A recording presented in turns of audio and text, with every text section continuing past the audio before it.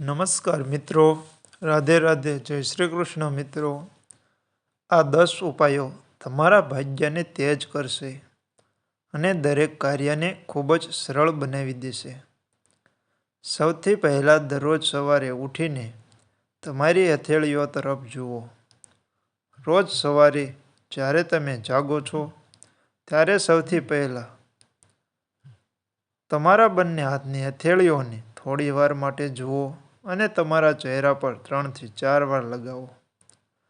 ધાર્મિક ગ્રંથો અનુસાર હથેળીનો ઉપરનો ભાગ માં લક્ષ્મી મધ્યમાં છે. માં સરસ્વતી અને ભગવાન વિષ્ણુ નીચેના ભાગમાં મણિબંધમાં છે.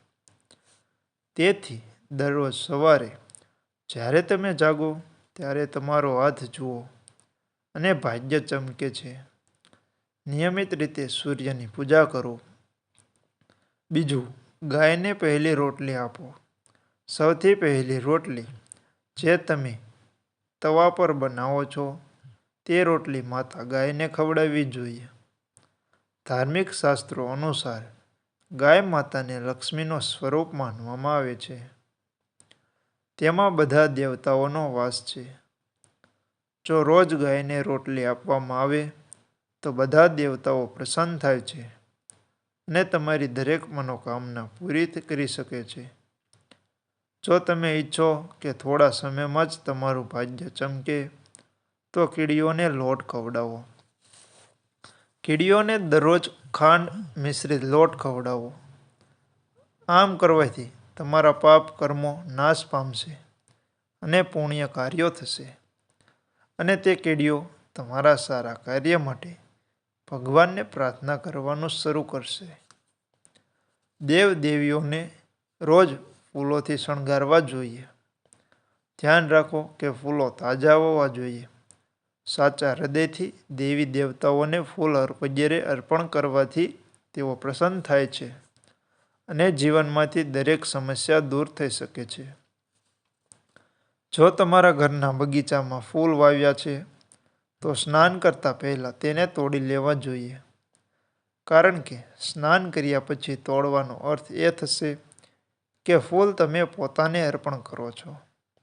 તમે મોટા ખેતરોમાં જોયું હશે કે સવારે 3 થી 4 ના ગાળામાં ફૂલ તોડવામાં આવે છે.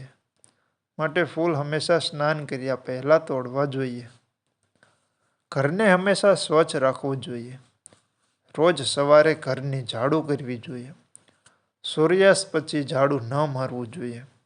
આનાથી દેવી લક્ષ્મી ગુસ્સે થાય છે અને વ્યક્તિને આર્થિક નુકસાનનો પણ સામનો કરવો પડી શકે છે.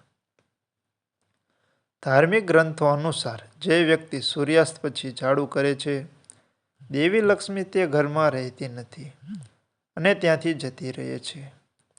માછલીઓને લોટના ગોળા ખવડાવો. તમારા ઘરની નજીક એક તળાવ અથવા નદી પસંદ કરો જ્યાં ઘણી માછલીઓ હોય છે. દરરોજ અહીં જાઓ અને માછલીઓને લોટના ગોળા ખવડાવો. દેવી લક્ષ્મીને પ્રસન્ન કરવા માટે આ એક ચોક્કસ ઉપાય છે. જે આ ઉપાય નિયમિતપણે કરે છે તેની દરેક સમસ્યાઓ થોડા જ દિવસોમાં દૂર થઈ જશે.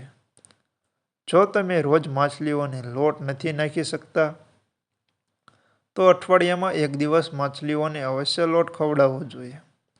તમે આ ઉપાય ગુરુવારે પણ કરી શકો છો.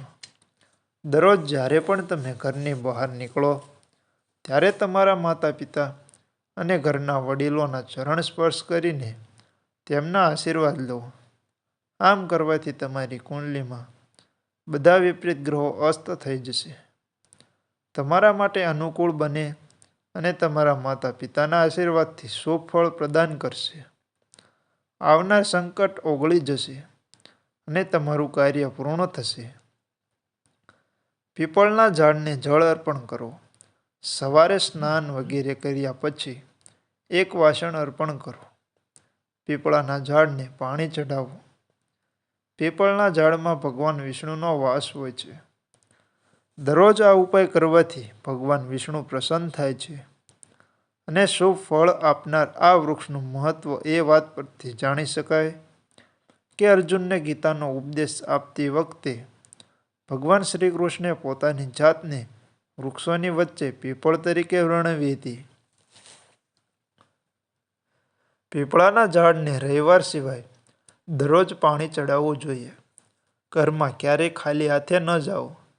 જ્યારે પણ તમે બહારથી ઘરમાં પ્રવેશો ત્યારે ક્યારેય ખાલી હાથે ન જવું જોઈએ. હંમેશા કોઈ વસ્તુ લઈને ઘરમાં પ્રવેશ કરો, પછી ભલે તે ઝાડનું એક પાન હોય. તમારી પત્ની અને બાળકોને ખુશ રાખો. ઘણીવાર ઘરમાં કે બહારના તણાવને કારણે આપણે અજાણતા જ આપણા પરિવારને સૌથી વધુ ત્રાસ આપીએ છીએ. પરંતુ યાદ રાખો, જો તમારા કારણે તમારી પત્ની અને બાળકોની આંખમાં આંસુ આવી જાય તો પ્રગતિનો માર્ગ બંધ થઈ જાય છે. મિત્રો, આવી જ માહિતી જાણવા માટે વિડીયોને લાઈક કરો અને આ ચેનલને સબસ્ક્રાઈબ કરો, જેથી તમને આવા જ નવા ઉપયોગી વિડીયો મળતા રહે. મળીએ નવા વિડીયોમાં. ત્યાં સુધી દરેકને મારા તરફથી જય શ્રી કૃષ્ણ, જય શ્રી રામ.